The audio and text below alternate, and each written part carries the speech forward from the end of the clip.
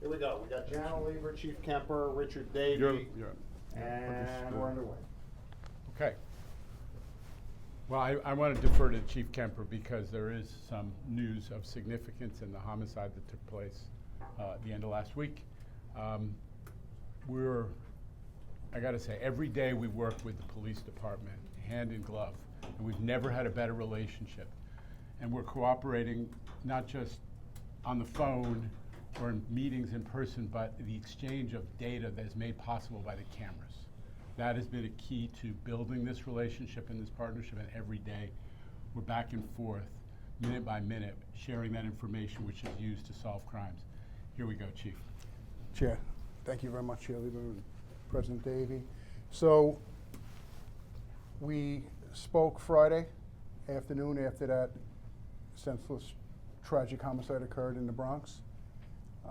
I stood there and I had full confidence in the Detective Bureau, our detectives, the greatest detectives in the world, and with confidence I was very upfront saying that identifications would be made in short order that will lead to the apprehension. And you know, as I stand here now, over the weekend, identifications were made, and there are 3 people in custody right now. That's as far as I'm going to go in relation to that. Just recognize this and respect this is an active investigation. This is a homicide investigation. This is as serious as it gets. So I hope you respect that. All right, questions? Start with Andrew Siff over there from WNBC. 2 questions.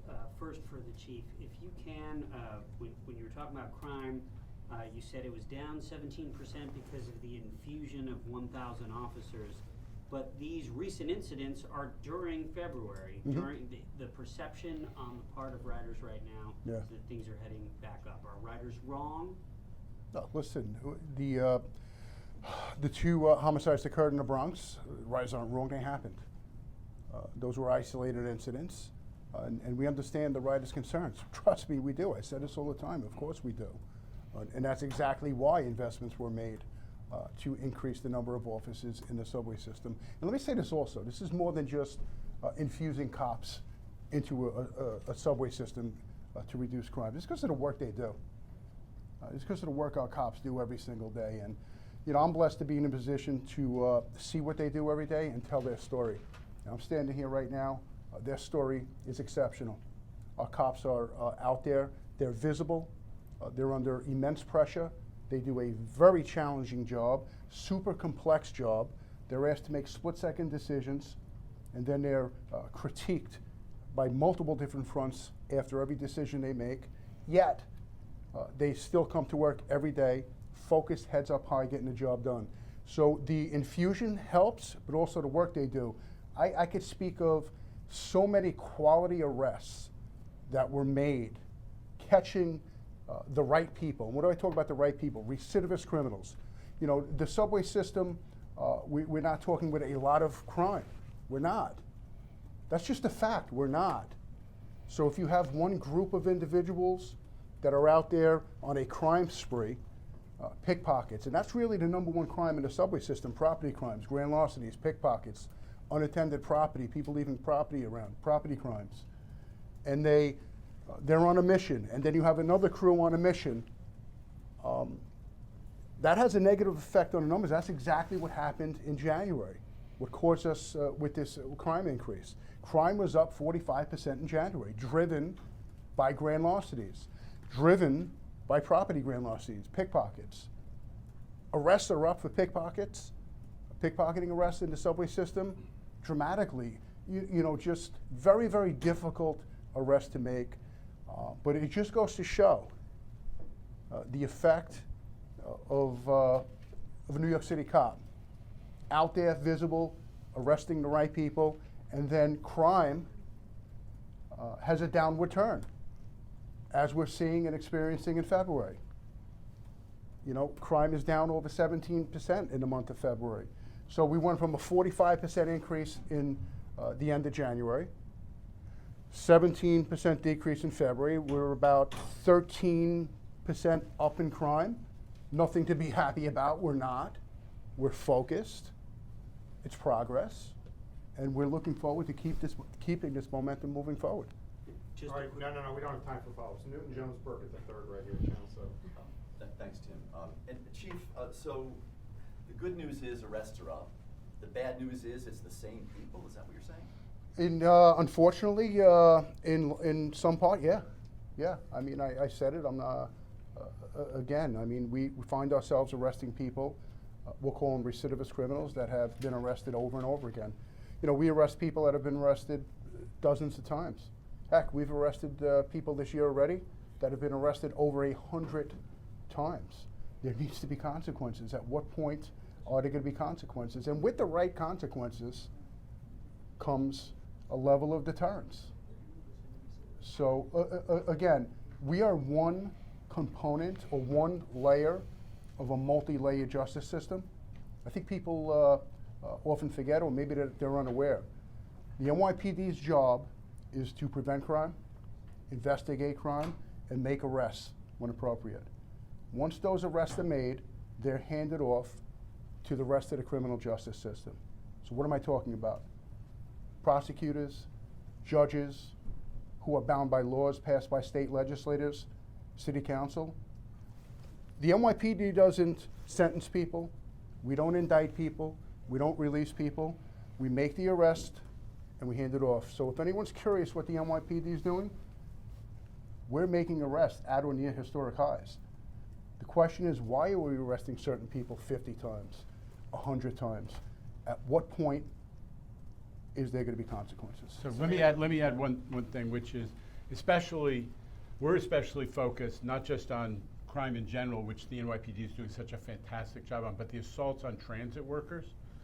So just to bear in mind, this year there have been 6 assaults on transit workers. 4 of them have led to arrests, and those 4 people have together, as Rich Davies said at Transit Committee, 49 separate arrests. I think it's 49. So there is an issue of the people who are assaulting transit workers tend to be the same people that Chief Kemper is talking about, who seem to be in and out of the criminal justice system, and that is a source of concern to the MTA. All right, Samantha Lieben, Sam, New York 1 right there. 2 questions. Can you, maybe Jano or Rich, can you discuss the other initiatives that were mentioned this month about NYPD joining the Eagle team, some Eagle teams on the buses, because that relates directly to assaults on transit workers, and also footage being retrieved from buses 24/7. Can you talk about that? How often was it retrieved before? And also, are you doing anything, maybe lobbying in Albany to try to get harsher penalties for these recidivists in the transit system? Maybe there can be carve-outs in the bail reform law just for transit. Well, Feel free to pick any one of those questions. Well, I think what I do want to talk about is something that we pushed hard for and is in the arsenal that's available to prosecutors, which is transit bans. We, together with our union partners, the labor movement, last year got the legislature and the governor signed it to adopt a transit ban power, which has not been, in our view, widely deployed. And we just want to remind everybody that folks who come in and do harm in the transit system to MTA workers are subject, I mean, obviously there's some particulars, but they're subject to being banned from transit for a significant period of time. There's no reason an MTA worker who's been attacked should have to face that same person coming back into the transit system a week later, a month later, whatever. So that's something that we really want to call attention to. It's part of a much broader initiative by the MTA to push back on anybody who does attacks on our transit workers. All right, Nolan Hicks right there, New York Post. Wait, can you No, just we're address gonna the do that other- later. One per customer. Go ahead, Nolan. A point of clarification and a larger question. When you say it's up 13% but down 17% in February, that's just post-surge, Year to date, pre-surge? so year to date, January 1st till today, Yeah, overall crime in the subway system is up 13.2%. okay. And Oh, then, yeah, 13.2%. that's year to date. Yes, February the month was of 7. February 1st to present day, this year versus last year is down to 17.7%. October of 2022, Yep. 3 people are murdered in the subways. Police department surges 1,000 extra cops Mhm. into the subway. Roll the tape forward 14 or 15 months, 3 people get killed in the subway, 1,000 more cops are getting surged into the subway again. Mhm. How and why did we end up in the exact same place twice in the span of 2 years? Look, it was sustainability. You know, and there's no secret to that. We spoke about that. You know, crime was spiking the end of 2022. So much so there was a lot of concern. Tremendous investments were made. The mayor, the governor, the Cops Cameras Care program funded the additional upwards of over 1,000 cops into the subway system. Those cops were assigned, and crime was immediately stabilized, and then the downward trend came. In 2023, we were down in crime. Look, spikes happen, right? We've experienced spikes before of crime, but you know, our cops, there's nothing they can't accomplish. You know, it's how are we reacting to it, right? How we're reacting. It's concerning.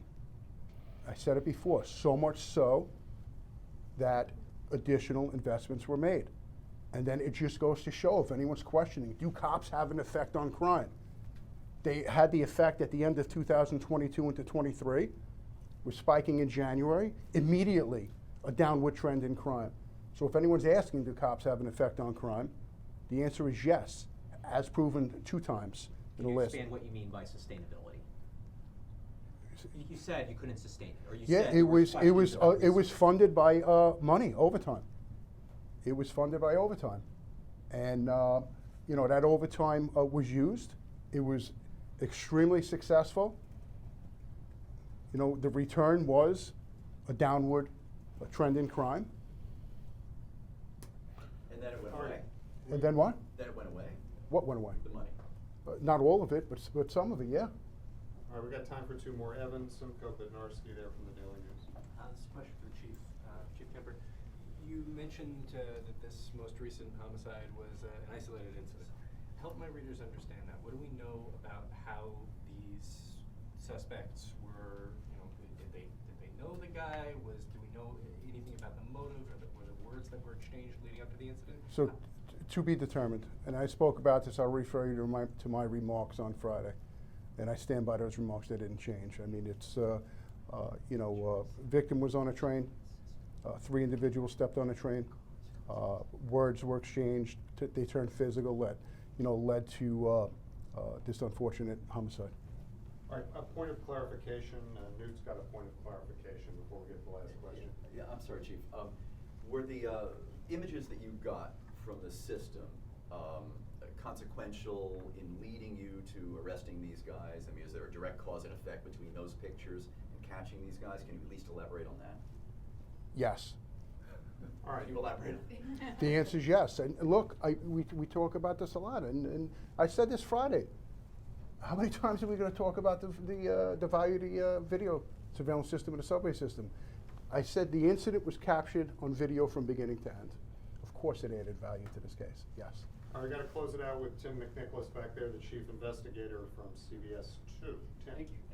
So just to follow up, Chief, on Nolan's question, is there any concern or possibility that we could wind up in a few months back in that same situation where the funding is running low and we can't sustain this surge in police officers any further, and could that lead to another uptick in crime? I'm not going to talk hypotheticals. Here's what I'm going to say. Right now, investments have been made. Right now, we have upwards of 1,000 additional cops assigned to the subway system. Right now, crime is in a downward trend. Overall crime in the subway system is on a downward trend and has been for the last few weeks. All right, thanks everybody. Really appreciate it. Thank you.